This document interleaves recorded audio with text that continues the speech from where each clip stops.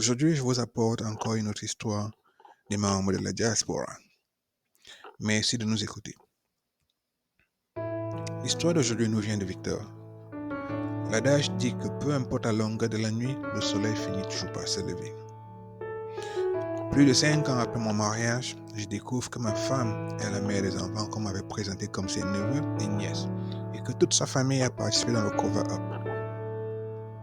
Cher grand mamito, je m'appelle Victor, âgé de 48 ans, américain d'origine camerounaise. J'ai grandi à Douala et je me suis marié assez jeune. J'ai fini par divorcer de ma première épouse après avoir découvert que celle-ci entretenait des relations extra-conjugales avec plusieurs hommes, parmi lesquels des cadres de l'administration du pays. Je suis sorti me chercher après hors du pays et après la Russie, j'ai atterri au States. J'y ai rencontré celle qui allait devenir ma deuxième épouse. Après 5 ans de mariage, j'ai découvert que je ne la connaissais pas vraiment. J'ai grandi dans une famille nombreuse à Village, un quartier de la ville de Douala. Mes parents ont eu 7 enfants au total. Dans la maison, il n'y avait jamais moins de 12 personnes, car les oncles, tantes, cousins, cousines habitaient avec nous après être arrivés du village pour se chercher en ville. Une fois adultes, ceux-ci s'en allaient et très souvent envoyaient leurs enfants vivre chez nous du fait de la discipline de notre papa. Après mon bac, mon père a eu le réseau pour que j'entre directement à la sommeil. Après quelques mois de formation, j'ai commencé à bosser et être payé avant d'avoir mes 25 ans. Edith, ma copine de l'époque, est tombée enceinte et j'ai décidé de l'épouser. Avec mon petit salaire, j'ai également payé pour les études de ma femme à l'école supérieure des sciences et techniques de l'information et de la communication. Juste pour être admis au concours, il a fallu passer par un réseau et payer de gros sous. Vu que l'école se trouvait à Yaoundé, ma femme a dû y prendre une chambre et faisait des allers-retours. Pendant sa formation, Edith est tombée enceinte de notre deuxième enfant. Une fois la formation terminée, j'ai demandé à ma femme de chercher le boulot du côté de Douala. Elle m'a dit qu'il n'y avait pas de bonnes opportunités de ce côté. J'ai donc commencé à négocier l'affectation sur Yaoundé, car je voulais que ma famille soit à nouveau réunie. Pendant que je cherchais le réseau pour mon affectation, je reçois un message d'un numéro inconnu. Il s'agissait d'un monsieur qui voulait me prévenir de ne pas chercher à monter vivre à Yaoundé. J'étais intrigué et me demandais bien de quoi il s'agissait. Pourquoi un étranger prendrait la peine de m'appeler pour m'avertir? Il n'y avait pas d'erreur sur ma personne, car il avait mon nom, connaissait mon boulot et même là où je vivais. J'ai parlé de ce message avec Edith. Elle aussi n'y comprenait rien, ou du moins me donnait l'impression d'être aussi surpris que moi. Quelques semaines plus tard, je reçois un message du même monsieur, et cette fois, il me dit qu'il est le père de mon deuxième enfant. J'ai failli avoir un AVC sur le champ. Comment était-il possible que mon fils ne soit pas le mien? J'étais présent pendant toute la grossesse et à l'accouchement. Mais plus j'y pensais, plus je me rendais compte aussi que l'enfant avait été conçu pendant qu'Edith était à l'école à Yaoundé. Je ne m'étais jamais posé de questions, loin de me douter d'une telle possibilité. Edith n'était pas à Douala. Elle avait fait un énième voyage sur Yaoundé, disait-elle, pour négocier pour le boulot. Cette fois-ci, j'ai gardé le silence et j'ai attendu son retour sur Douala. Une fois qu'elle s'est endormie, je me suis saisi de son téléphone. Je n'avais jamais jusque-là fouillé dans le téléphone de ma femme. C'est là que j'ai découvert tous ses secrets. J'ai failli m'évanouir en lisant des messages que ma femme échangeait avec plusieurs hommes qui semblaient tous avoir une relation intime avec elle. Les négociations qu'elle faisait pour trouver un boulot semblaient impliquer des échanges corporels avec de hauts cadres de la ville de Yaoundé. Edith avait même l'habitude d'envoyer des nudes à ses amants, alors que moi-même n'en avais jamais reçu. Plus je lisais les messages, plus je me rendais compte que ma femme faisait bien plus que des études à Yaoundé. J'ai failli m'écrouler lorsque j'ai trouvé un échange entre elle et une de ses copines, où elle exprimait des doutes sur l'identité exacte du père de notre deuxième enfant. À l'époque où il a été consul, elle entretenait pas moins de 3 relations en même temps. Plusieurs choses semblaient s'expliquer désormais. Je me rappelais des jours, particulièrement au week-end, où je ne pouvais pas la joindre, car elle devait étudier avec des copines et ne voulait pas être dérangée. Mon monde s'était complètement écroulé ce jour-là. J'ai confronté Edith à son réveil et à ma grande surprise, elle a tout avoué. Elle comptait m'en parler, mais ne se sentait pas encore prête. Elle m'a avoué connaître l'inconnu qui m'avait appelé et que ce dernier pensait être le père de mon enfant. Elle en doutait, mais il voulait l'aider à avoir un boulot bien payé à Yaoundé et elle comptait bien l'utiliser à ses fins, peu importe que cela détruisait notre famille. Le lendemain, à mon retour du boulot, j'ai trouvé qu'Edith avait repris le chemin de Yaoundé, emmenant avec elle notre deuxième enfant. Elle avait envoyé le premier enfant chez mes parents. J'étais choqué, mais j'avais compris le message. Je n'ai pas cherché à la contacter après son départ et elle non plus ne m'a pas donné de ses nouvelles. La prochaine fois que j'ai eu des nouvelles d'Edith, c'était la veille de mon départ pour les States. Je ne sais pas comment elle a su que je partais, mais elle voulait me souhaiter bon voyage. J'arrivais pas à le croire, mais mon esprit était tourné vers mon nouveau défi. J'avais à peine 32 ans et comptais bien refaire ma vie sous d'autres cieux. 3 ans après mon arrivée, j'ai fait introduire la procédure de divorce. En effet, malgré la séparation, je restais légalement marié à Edith. Si je voulais me remarier aux States, je devais divorcer au pays. Je me disais que la procédure serait juste une formalité. À ma grande surprise, Edith a pris un avocat et ne voulait signer les papiers que si je lui versais la somme de 25 millions de francs CFA. Peut-être pensait-elle que l'argent pousse sur les arbres aux States. Elle a essayé de faire transférer le dossier de divorce chez un président de tribunal qu'elle connaissait et qui allait lui être favorable. Mal lui en a pris, car cela a rendu fou de colère le juge qui avait le dossier au départ. Celui-ci est devenu mon allié et a guidé mes parents sur le reste de la procédure jusqu'à la Cour suprême du Cameroun. J'ai reçu la décision de divorce au bout de plusieurs mois de procédure. Edith était furieuse et m'a même fait appeler par des inconnus pour me menacer. Son avocat soi-disant allait saisir un collègue à lui de New York et j'allais être poursuivi pour abandon de mon épouse. J'étais sidéré car c'était la même personne qui m'avait abandonné car elle pouvait trouver mieux. J'étais juste content de tourner la page. Entre-temps, j'ai fait la rencontre de Jackie, Ingo Kamer arrivé au State presque en même temps que moi. Elle était très jolie, gentille, serviable et prête à se caser. C'était le coup de foudre quand je l'ai rencontrée à une soirée culturelle pour la célébration du 20 mai. Seulement, je ne voulais pas me presser car j'avais toujours en tête la trahison de mon ex-femme et la douleur de ne pas avoir une famille à mon âge. J'avais 36 ans quand j'ai rencontré Jackie, alors âgée de 33 ans. Je lui ai raconté mon histoire dans les moindres détails. Je me demandais pourquoi Jackie était toujours célibataire jusque-là, car elle n'avait pas fait de longues études. Elle a répondu ne pas avoir rencontré l'homme de sa vie jusque-là. Elle avait quand même fait un enfant qui était décédé quelques mois après sa naissance.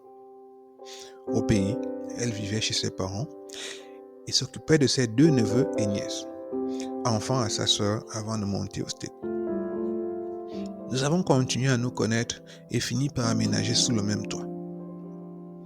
Malgré les essais, Jackie n'est pas tombée enceinte et ça ne semblait pas l'inquiéter malgré son âge qui avançait. Nous sommes descendus au pays pour rencontrer les membres de nos familles respectives. Le séjour se déroulait très bien, malgré quelques imprévus. Mais, un moment pendant la visite, Jackie est devenue injoignable. Plus tard, elle m'a raconté avoir amené sa sœur à l'hôpital en urgence.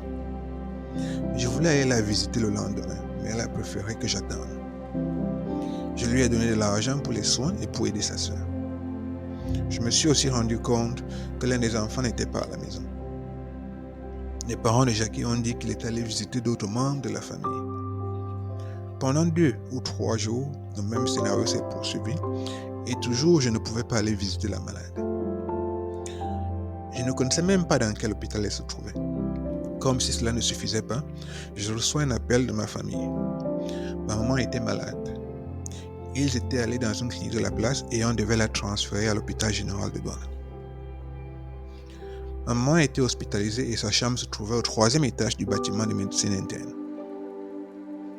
Alors que je reprenais un coup de fil, mon attention était attirée par une dame qui se baladait au rez-de-chaussée, accompagnée d'un enfant qui avait une perfusion accrochée sur un poteau.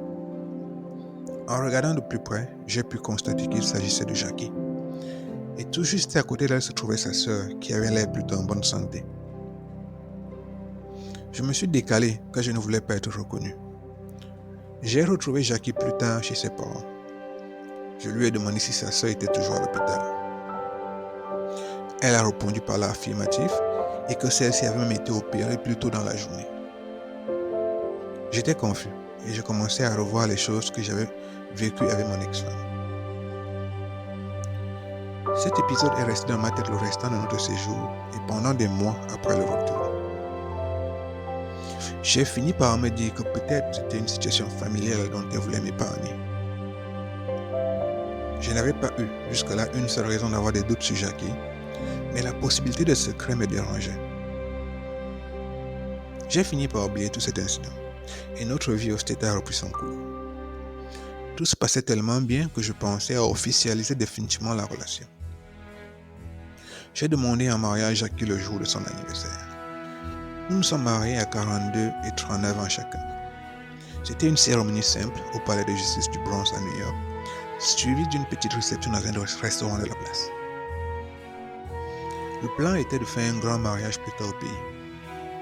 Je me sentais heureux et pensais avoir finalement trouvé le bonheur. Malheureusement, nous n'avions pas pu concevoir un enfant jusque-là. Une fois devenu américain, j'ai décidé d'essayer de faire monter mon fils aux States, mais aussi les neveux et nièces de Jackie, connaissant à quel point elle les aimait. Il fallait les adopter afin de faire un regroupement familial. Pour cela, j'avais besoin d'obtenir les actes de naissance des enfants sans demander à Jackie pour ne pas gâter la surprise. Je connaissais une des amies à Jackie qui était directrice de l'école privée où fréquentaient les enfants. Je lui ai expliqué mon projet pour les enfants et pourquoi je voulais que ça reste un secret. C'est ainsi qu'elle m'a envoyé des copies des actes de naissance. Quand j'ai ouvert le premier attachement du email que j'avais reçu, j'ai cru que c'était une erreur. Jackie était listée comme la mère de l'enfant. J'ai ouvert le deuxième, puis le troisième attachement et c'était la même chose. Était-il possible que ma femme m'ait menti et qu'en fait, elle avait déjà eu des enfants? Il était aussi possible qu'elle ait mis son nom à la place de sa sœur. Mais en y regardant de plus près, chaque enfant avait un nom de père différent. Cette découverte était troublante. Immédiatement, je me suis souvenu de la scène qui s'était déroulée à l'hôpital. Je m'étais souvent posé des questions sur la façon dont l'enfant avec la perfusion s'accrochait à Jackie, tandis que sa sœur se tenait à l'arrière, indifférente. De plus, c'est la sœur qui était censée être hospitalisée à ce moment-là. Tout ceci était troublant et il y avait trop de coïncidences. J'ai décidé de confronter Jackie de façon indirecte. Je voulais savoir jusqu'à quel niveau elle allait maintenir son mensonge. J'ai donc changé de plan. J'ai dit à Jackie que je voulais faire monter au stade tous les enfants, parmi lesquels ceux de sa sœur. La seule chose était que la procédure demandait d'établir une relation de famille avec les enfants et donc de faire le test d'ADN. Sans grande surprise, Jackie s'est montrée réticente, non pas à l'idée de les faire monter, mais plutôt à celle de faire le test. Après plusieurs semaines de réflexion, elle a fini par complètement rejeter cette idée. Je suis passé au plan B et demandé que les enfants fassent des passeports. Il était question que sa sœur remette les actes de naissance à mon père, qui avait des contacts à la délégation de la Sûreté nationale. Là aussi, ce fut une fin de non-recevoir. Jackie préférait que j'envoie les sous à sa sœur et celle-ci se débrouillerait. J'ai appelé les parents et la sœur de Jackie pour leur expliquer le projet.